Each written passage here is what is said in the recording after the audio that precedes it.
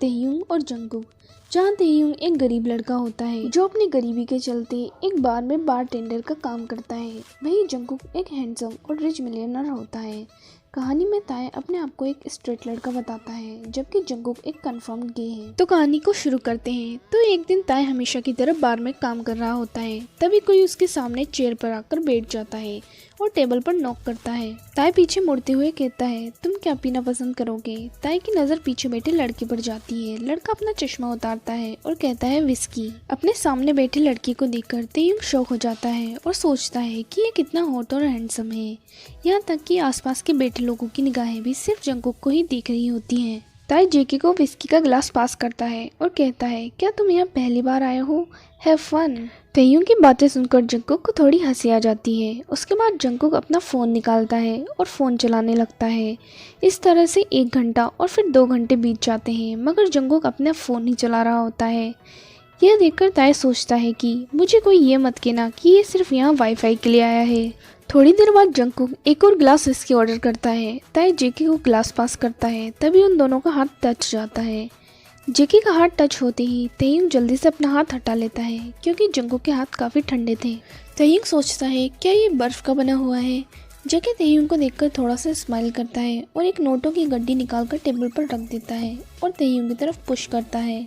नोटों की गड्डी को देखकर तेयुंग सोचता है, क्या ये एक टिप है? मगर मुझे ये टिप में इतने पैसे क्यों दे रहा है? कहीं इसके इरादे कुछ और तो नहीं? उसके बाद तेयुंग टेबल के नीचे छिप जाता है और सोचता है कि ये मुझे गलत समझ रहा है, क्योंकि मैं एक स्ट्रेट मैन हूँ।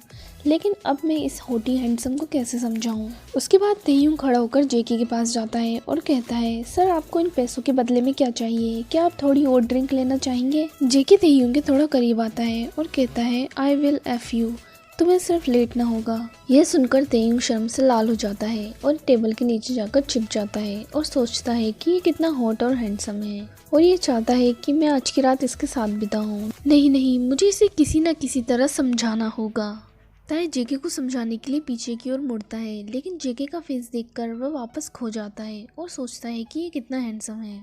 तभी अचानक तेयुंग को याद आ जाता है कि ये मैं क्या कर रहा हूँ। तेयुंग जेके के पास जाता है और कहता है, सर मैं ये नहीं कर सकता, क्योंकि तेयुंग अपनी बात कह रहा होता है। तभी जंगकुक एक और नोटों की गड्डी निकालकर टेबल पर रख देता है।